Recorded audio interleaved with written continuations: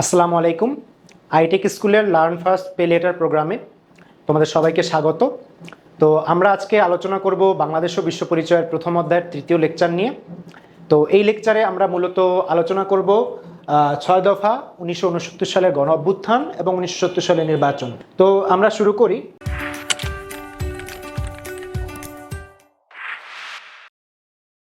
প্রথমে আছে 6 দফা। আমাদের আজকে প্রথম টপিক 6 দফা। তো 6 দফার পটভূমি, অর্থাৎ আসলে 6 দফা কিভাবে, 6 দফা কেন দেয়া হলো, কিভাবে দেওয়া হলো সেটা। তো প্রথমে 1965 সালে ভারত পাকিস্তান যুদ্ধ। 1965 সালে ভারত এবং পাকিস্তানের মধ্যে একটা যুদ্ধ সংগঠিত হয়। তো এই যুদ্ধের সময় পূর্ব পাকিস্তানের জনগণ ছিল সম্পূর্ণ অরক্ষিত। 1965 সালের পূর্ব পাকিস্তান, ভারত পাকিস্তান যুদ্ধের সময় পূর্ব পাকিস্তান ছিল সম্পূর্ণ অরক্ষিত।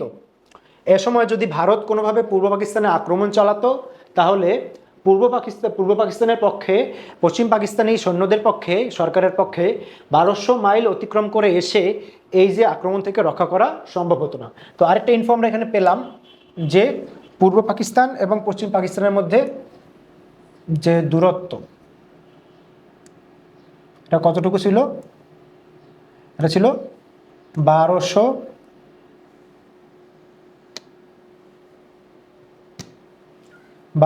মাইল। 1200 মাইল।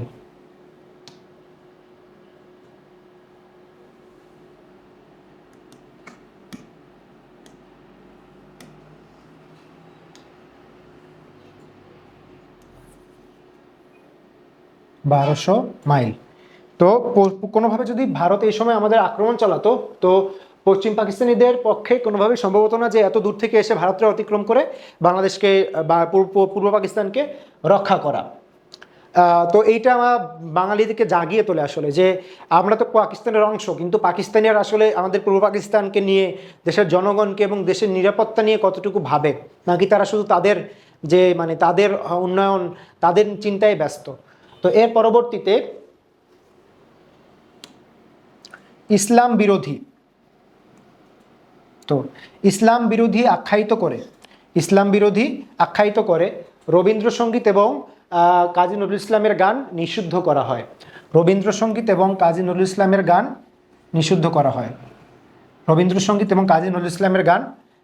করা হয়। তো বলা হয় যে ইসলামের বিরোধিতায় কাজী নজরুল ইসলাম এবং রবীন্দ্রসঙ্গীতের গান এবং নজরুল সঙ্গীত নিষিদ্ধ করা হলো।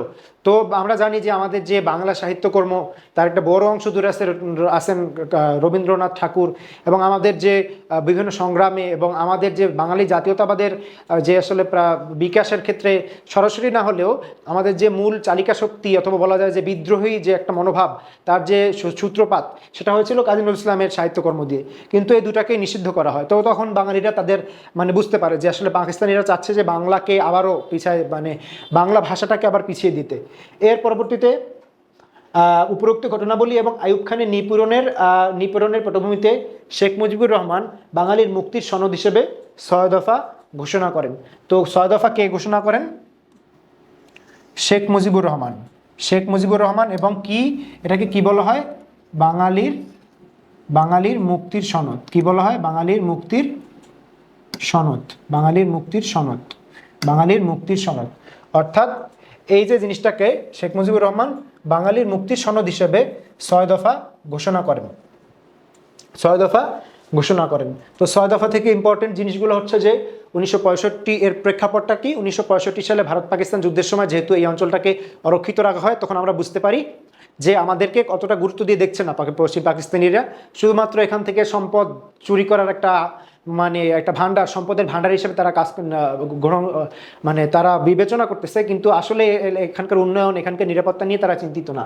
তো এর পরবর্তীতে আরেকটা জিনিস যুক্ত হয় যে ইসলাম বিরোধী আখ্যায়িত করে কাজী নজরুল ইসলামের গান, রবীন্দ্রনাথ ঠাকুরের যে সাহিত্য গান, এগুলোকে নিষিদ্ধ করা হয়। এরপরে এর পরিপ্রেক্ষিতে শেখ মুজিবুর রহমান বাঙালির মুক্তির সনদ হিসেবে 6 দফা ঘোষণা করেন। তো 6 দফা, এখন আমরা 6 দফার ভিতরে ঢুকে যাব। 1966 সালের 5 থেকে 6 ফেব্রুয়ারি, 1966 সালের 5 থেকে 6 ফেব্রুয়ারি 1966 সালের 5 থেকে 6 ফেব্রুয়ারি লাহোরে, কোথায়? লাহোরে, কোথায়? লাহোরে 1966 সালের 5 থেকে 6 ফেব্রুয়ারি লাহোরে অনুষ্ঠিত বিরোধী দলসমূহের যে সম্মেলন, সেই সম্মেলনে আওয়ামী লীগের তৎকালীন সাধারণ সম্পাদক শেখ মুজিবুর রহমান 6 দফা উপস্থাপন করেন এবং প্রত্যক্ষভাবে স্বাধীনতার কথা না বললেও 6 দফা ছিল বাঙালির স্বায়ত্তশাসন, বাঙালিদেরকে স্বায়ত্তশাসনের মন্ত্রে উজ্জীবিত করে। তো 1966 সালের যে 6 দফা, এটাতে কিন্তু আমরা স্বাধীনতা চাইনি, তখন আমরা স্বাধীনতা চাওয়ার পর্যায়ে যাইনি। তখন আমাদের দাবি ছিল যে পূর্ব পাকিস্তানকে একটা আলাদা প্রদেশ হিসেবে পরিপূর্ণ মর্যাদা দেওয়া হোক, এবং নিচে তোমরা দেখতে পাবে যে কী আমরা চেয়েছিলাম। তো এখানে স্বাধীনতার কথা সরাসরি ছিল না, বাট ছিল যে আমাদেরকে স্বায়ত্তশাসন দেওয়া হোক এবং একটা আমাদের যে বৈষম্যগুলো করা হয়েছে সেখান থেকে মুক্তি দেওয়ার জন্য আমাদেরকে কিছু পদক্ষেপ নেওয়া হোক। তো এই 6টা পদক্ষেপ অর্থাৎ 6টা দফা, এই দফাগুলোর মধ্যে প্রথম দফাটি ছিল, প্রথম দফা যেটা ছিল সেটা হচ্ছে যে পাকিস্তানে যুক্তরাষ্ট্রীয় ব্যবস্থাধীনে সংসদীয় পদ্ধতির সরকার হবে। দুইটা কথা ইম্পর্টেন্ট। প্রথম হচ্ছে যুক্তরাষ্ট্রীয় ব্যবস্থাধীনে। যুক্তরাষ্ট্রীয় কি অর্থাৎ মানে আলাদা একটা প্রদেশ থাকবে পূর্ব পাকিস্তান, পশ্চিম পাকিস্তান, এবং মানে প্রশাসনিক কার্যক্রম দুইটা প্রদেশ আলাদাভাবে পরিচালনা করবে। এবং কোন পদ্ধতির সংসদ হবে? সংসদীয় পদ্ধতির সংসদ হবে। অর্থাৎ যুক্তরাষ্ট্রীয় পদ্ধতিতে সংসদীয় পদ্ধতির সংসদ হবে, সংসদীয় পদ্ধতির গণতন্ত্র চালু করা হবে। যুক্তরাষ্ট্রীয় ব্যবস্থাধীনে সংসদীয় পদ্ধতির গণতন্ত্র। 2 নম্বর দাবি ছিল কেন্দ্রীয় সরকারের ক্ষমতা নিয়ে। কেন্দ্রীয় সরকারের হাতে মাত্র 2টা ক্ষমতা থাকবে, প্রতিরক্ষা এবং পররাষ্ট্র। এর পাশাপাশি অন্যান্য যে বিভাগগুলো আছে সরকার পরিচালনার, এগুলো আমাদের যে প্রাদেশিক পরিষদগুলো পরিচালনা করবে। অর্থাৎ পূর্ব পাকিস্তানের অন্যান্য ডিপার্টমেন্টগুলো পরিচালনা করবে শুধুমাত্র প্রতিরক্ষা এবং পররাষ্ট্র, অর্থাৎ আমাদের যে নিরাপত্তা, বাইরের শত্রুর হাত থেকে নিরাপত্তা দিবে, এবং পররাষ্ট্র বিষয়ক অর্থাৎ বাইরের দেশের সাথে যোগাযোগ করবে কেন্দ্রীয় সরকার। 3 নম্বরে ছিল সারা দেশে অবাধে, আচ্ছা এটা একটু মার্ক করে দিই, যে 2টা বিষয় থাকবে, প্রতিরক্ষা এবং পররাষ্ট্র মন্ত্রণালয়। তারপরে সারা দেশে অবাধে বিনিময়যোগ্য। 3 নম্বরে ছিল সারা দেশে মুদ্রা সংক্রান্ত। প্রথমটা ছিল সরকার, দ্বিতীয়টা ছিল মানে কেন্দ্রীয় সরকারের ক্ষমতা। 3 নম্বর 6 দফার 3 নম্বর যে দফা সেটা ছিল সারা দেশে অবাধে বিনিময়যোগ্য 2 ধরনের মুদ্রা অথবা 2 ধরনের মুদ্রা চালু করা হবে, অথবা বিশেষ শর্ত সাপেক্ষে 1 ধরনের মুদ্রা চালু করা হবে। এর কারণ ছিল অনেক টাকা পাকিস্তান থেকে, পূর্ব পাকিস্তান থেকে পশ্চিম পাকিস্তানে পাচার করা হতো। তো এটা যাতে ঠেকানো যায়, এই জন্য শুধুমাত্র একটা মুদ্রা না, 2টা মুদ্রা, যাতে 2টা আলাদা আলাদাভাবে 2 দেশের সম্পদ, 2টা দেশ, 2টা পার্ট, 2টা প্রদেশ ব্যবহার করতে পারে এর জন্য। এরপরে 4 নম্বর ছিল কর ধার্য করার ক্ষমতা আঞ্চলিক সরকারের হাতে থাকবে। যেহেতু বেশিরভাগ টাকাই পশ্চিম পাকিস্তান থেকে পূর্ব পাকিস্তান থেকে টাকা সংগ্রহ করে, সেটা এখানে ব্যবহার না করে দেখা যাচ্ছে যে পশ্চিম পাকিস্তানের উন্নয়নে ব্যবহার করতেছিল। তো এই কারণে বলা হয় যে কর ধার্য করার ক্ষমতা শুধুমাত্র পূর্ব পাকিস্তানের প্রাদেশিক সরকারের হাতে থাকবে। তারা কর কালেক্ট করবে, তার একটা অংশ সেটা কেন্দ্রীয় সরকারের কাছে দিবে। এটা ছিল 4 নম্বর। আর 5 নম্বর ছিল অঙ্গরাজ্যগুলো নিজেদের অর্জিত বৈদেশিক মুদ্রার মালিক হবে। অর্থাৎ আমরা জানি ওই সময় থেকেই আমরা রপ্তানির দিক থেকে আমরা এগিয়েছিলাম, বেশিরভাগ রপ্তানি পূর্ব পাকিস্তান থেকেই হতো। তো বলা হচ্ছে যে অঙ্গরাজ্যগুলো এই যে বৈদেশিক মুদ্রার যে রপ্তানির পরে অর্জন করবে, সেই দেশের অঙ্গরাজ্যগুলো সরকার সেটা নিজের দেশের উন্নয়নে, নিজের রাজ্যের উন্নয়নে ব্যবহার করবে। আর 6 নম্বর ছিল অঙ্গরাজ্যগুলোর আধা সামরিক বাহিনী, সামরিক বাহিনী না, আধা সামরিক বাহিনী, আধা সামরিক বাহিনী, অঙ্গরাজ্যগুলো আধা সামরিক বাহিনী গঠন করতে পারবে। তো আমরা আবার একটু এই যে আমাদের যে দফাগুলো একটু রিভিউ করি, কারণ হচ্ছে এগুলো থেকে তোমার কোয়েশ্চেন আসতে পারে। খ নম্বরে সরাসরি 6টা দফা লিখতে দিতে পারে, অথবা তোমার এখান থেকে ক নম্বরে যে প্রথম দফা, দ্বিতীয় দফা, তৃতীয় দফা এভাবে লিখতে দিতে পারে যে 6 দফার প্রথম দফা কি, 6 দফার তৃতীয় দফা কি, এভাবে। আবার দিতে পারে যে তোমার হচ্ছে যে কোনো একটা নির্দিষ্ট দফা এমসিকিউতে দিয়ে দিতে পারে যে এটা কত নম্বর দফায় ছিল 6 দফার। তো এই জন্য এই যে 6টা দফার প্রত্যেকটা দফায় কী কী ছিল এটা রাখা ইম্পর্টেন্ট। তো কীভাবে মনে রাখবো আমি প্রথমে বলি। প্রথমে ছিল সরকার, যুক্তরাষ্ট্রীয় পদ্ধতির সংসদীয় পদ্ধতির সরকার। 2 নম্বরে ছিল কেন্দ্রীয় সরকারের ক্ষমতা থাকবে কী সেটা। 3 নম্বরে ছিল মুদ্রা। 4 নম্বরে ছিল কর ধার্য করার ক্ষমতা। 5 নম্বরে ছিল বৈদেশিক মুদ্রা। 6 নম্বরে ছিল আধা সামরিক বাহিনী। তো তোমরা এই বড় পয়েন্টগুলো বইতে কিন্তু আরও বড়োভাবে দেওয়া আছে, এভাবে ফুলটা মনে রাখে তোমরা নিজেরা নোট করে নিতে পারো। আমি যেগুলো বললাম যে ওইভাবে 1, 2 দিয়ে প্রথমটাতে হচ্ছে কী পদ্ধতি সরকার হবে সেটা, অর্থাৎ প্রথমটা হচ্ছে সরকার, 2 নম্বরে সরকারের ক্ষমতা, কেন্দ্রীয় সরকার ক্ষমতা, 3 নম্বরে মুদ্রা, 4 নম্বরে কর ধার্য করার ক্ষমতা, 5 নম্বরে বৈদেশিক মুদ্রা, 6 নম্বরে আধা সামরিক বাহিনী। তো 6 দফা খুব গুরুত্বপূর্ণ টপিক, এজন্য ওগুলো কিন্তু খুব ভালোভাবে তোমরা মানে মুখস্থই করতে হবে, ওই স্লাইডটা খুবই গুরুত্বপূর্ণ। এরপরে আমরা আসি 6 দফার পরে আমরা দেখলাম যে 1966 সালে 6 দফা। তো 6 দফার পরে বড় যে রাজনৈতিক আন্দোলন এটা ছিল 1969 সালের গণ অভ্যুত্থান। তো 1969 সালে গণ অভ্যুত্থান যেটা, এটা 69-এর গণ অভ্যুত্থান, 69-এর গণ অভ্যুত্থান নামে পরিচিত ছিল। 69-এর গণ অভ্যুত্থান নামে পরিচিত ছিল। 69-এর গণ অভ্যুত্থান নামে পরিচিত ছিল। 1969-এর গণ অভ্যুত্থান নামে 69-এর গণ অভ্যুত্থান নামে পরিচিত ছিল। 69-এর গণ অভ্যুত্থান নামে পরিচিত ছিল।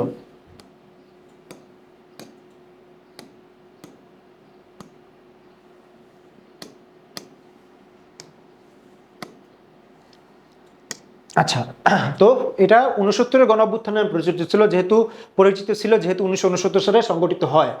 এবং এই যে গণ অভ্যুত্থান সংগঠিত হয়, তোমরা 24-এর সাথে এটাকে কানেক্ট করতে পারবে যে সারা দেশের মানুষ যদি একযোগে রাস্তায় নেমেছে, এটাই গণ অভ্যুত্থান। তো এই যে আন্দোলনে যুক্ত হতে গিয়ে ঢাকা বিশ্ববিদ্যালয়ের ছাত্র আসাদুজ্জামান আসাদ, ঢাকা বিশ্ববিদ্যালয়ের ছাত্র আসাদুজ্জামান আসাদ এবং রাজশাহী বিশ্ববিদ্যালয়ের শিক্ষক ডক্টর শামসুজ্জোহা শহীদ হন। ডক্টর শামসুজ্জোহা শহীদ হন। তো এখানে কে কোন জায়গার ছাত্র শিক্ষক, এটা ইম্পর্টেন্ট। ঢাকা বিশ্ববিদ্যালয়ের ছাত্র ছিলেন হচ্ছে আসাদুজ্জামান আসাদ, এবং রাজশাহী বিশ্ববিদ্যালয়ের শিক্ষক ছিলেন শামসুজ্জোহা। তো এই দুজন শহীদ হন, আন্দোলনে শরিক হয়ে গিয়ে এই দুজন শহীদ হন। এরপরে 1969 সালের 22শে ফেব্রুয়ারি আইয়ুব খান শেখ মুজিবুর রহমানকে মুক্তি দিতে বাধ্য হয়। অর্থাৎ আমরা দেখতে পাচ্ছি, এখন আমরা চলে গেছি প্রেক্ষাপট, তো দেখলাম 19 গণ অভ্যুত্থানের। এর ফলাফল কি আসলে, গণ অভ্যুত্থান পরে কী হয়েছিল? আমরা 24-এ গণ অভ্যুত্থানে দেখি যে আমাদের স্বৈরাচারী শাসক শেখ হাসিনার পতন হয় 24-এ গণ অভ্যুত্থানের মাধ্যমে। তো এতগুলো মানুষ শহীদ হলো, এর ফলাফলটা কি? যে 1969 সালের 22শে ফেব্রুয়ারি আইয়ুব খান শেখ মুজিবুর রহমানকে মুক্তি দিতে বাধ্য হয়। শেখ মুজিবুর রহমানকে মুক্তি দিতে বাধ্য হয়। এরপরে 23শে ফেব্রুয়ারি রেসকোর্স ময়দানে, অর্থাৎ বর্তমান যে সোহরাওয়ার্দী উদ্যান, সেখানে ছাত্র সংগ্রাম পরিষদের পক্ষ থেকে শেখ মুজিবুর রহমানকে সংবর্ধনা দেওয়া হয়।